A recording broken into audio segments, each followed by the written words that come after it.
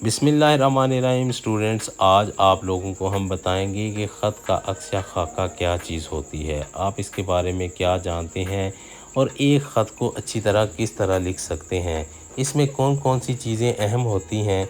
सबसे पहले जगह का नाम, मतलब जिस जगह से आप लोग ख़त लिख रहे हो उस जगह का आप लोगों ने नाम लिखना है।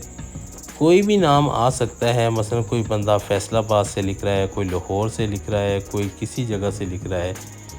हाँ, जिस तरह मैं चिश्तिया में रहता हूँ इस तरह मैं अपनी शहर का नाम चिश्तिया लिखूँगा। मतलब आप जिस जगह से ख़त लिख रहे हैं वो आप लोग लिख सकते हैं। इसके बाद दूसरी जो इसमें चीज़ है वो आती है तारीख़। आप लोगों ने यहाँ तारीख़ वो डालनी है जो उस दिन की तारीख़ है जिस दिन आप ख़त लिख रहे हो, मतलब 2 जून 2023।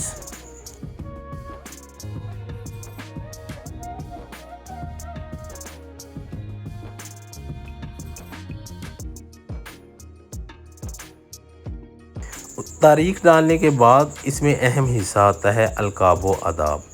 अब अलक़ाब व आदाब क्या होते हैं? जिस तरह आप लोग घर में रहते हैं, आपकी वालदा, आपका भाई, आपकी बहन, आपका भतीजा, आपका चचा ज़ाद भाई, कोई भी हो सकता है जिसको आप ख़त लिख रहे हो, मतलब आप लोगों ने इधर उसको मेंशन करना है।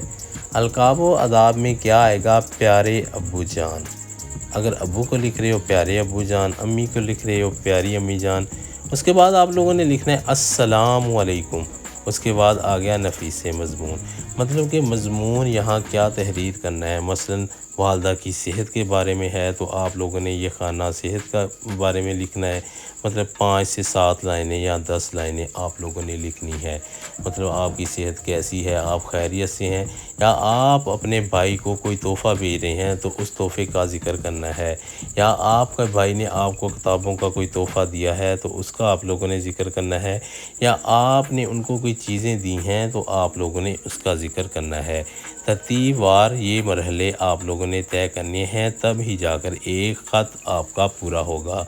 मैं कुछ लाइनें आपको लिख देता हूँ, मतलब ये लाइनें वो लाइनें हैं जो बार बार आने वाली हैं, मतलब कि इसमें रिपीटेड होती रहती हैं। बहुत सारे खतूत में ये लाइनें आती रहती हैं, इसलिए आप लोगों ने मेरे साथ ही ये लाइनें नोट कर लेनी है।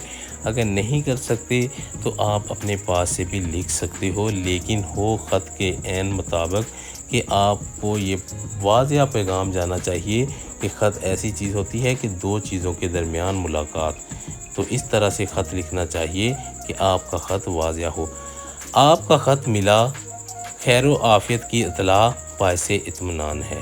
मतलब कि ये आप लोग इजीली हर लाइन हर ख़त में लिख सकते हो, हर उस ख़त में जिसमें आप सेहत के बारे में दरियाफ़्त कर रहे हो या और कोई चीज़। ये बहुत ही अहम हिस्सा होता है। इसके भी नंबर होते हैं, ऊपर वाले पोर्शन के अंदर नंबर होते हैं, लेकिन अगर किसी बंदे को ये पोर्शन ना आए तो वो अपने पास से भी लिखने की कोशिश करे, लेकिन ऐन उस ख़त के मुताबिक होना चाहिए। ये ना हो कि आप लोग कुछ और लिखते रहें।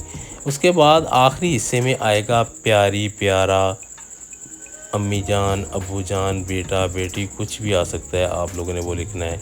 उसके बाद आएगा वस्सलाम, आपका लख्ते जिगर अली रज़ा।